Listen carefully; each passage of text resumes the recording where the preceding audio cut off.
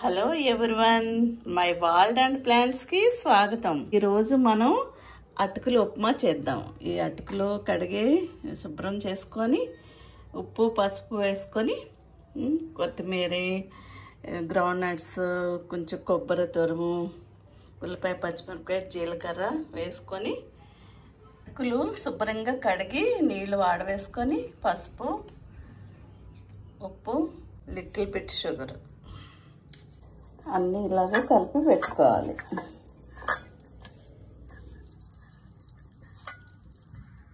ఇలా కలిపి అన్నీ ఇలాగ కలిపి పెట్టుకోవాలి.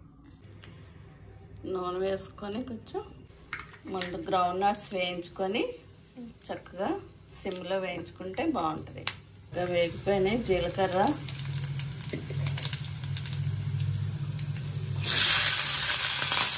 ఉల్లిపాయ, పచ్చిమిరపకాయ వేసుకొని ఇలా వేయించుకోవాలి. ఇది అటుకులు ఉప్మా, అదే పోహా అంటారు దీన్ని. అంటే దీని చాలా మంచిది హెల్త్కి. ఇది అటుకులు చాలా ఫైబర్ ఫుడ్ కదా, ఇది ఈజీగా అవుతుంది.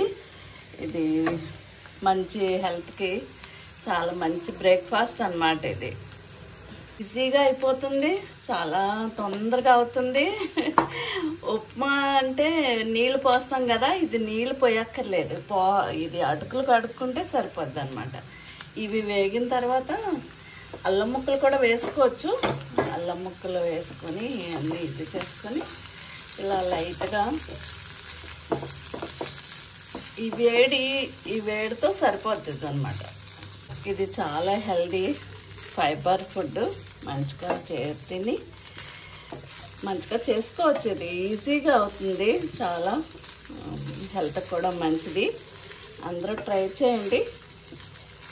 అయిపోయింది. దీనికి గార్నిషింగ్ కొంచెం కొబ్బరి,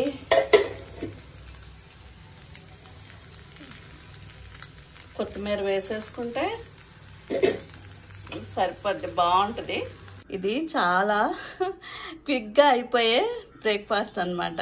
అటుకులు ఉప్మా పోహా రెడీ. ఇది దీనిలో కారపూస కానీ పైనుంచి ఎండు కొబ్బరి లేకపోతే పచ్చి కొబ్బరి వేసుకోవచ్చు, లెమన్ పిండుకోవచ్చు. ఇంకా గార్నిషింగ్కి చాలా వేసుకొని తింటే చాలా టేస్టీగా హెల్దీ అన్నమాట. మీకు నచ్చిందా? నచ్చినట్లయితే మీరు ట్రై చేయండి. ఏమన్నా సజెషన్స్ ఇవ్వండి, నాకు లైక్ చేయండి, సబ్స్క్రైబ్ కూడా చేయండి. Thank you.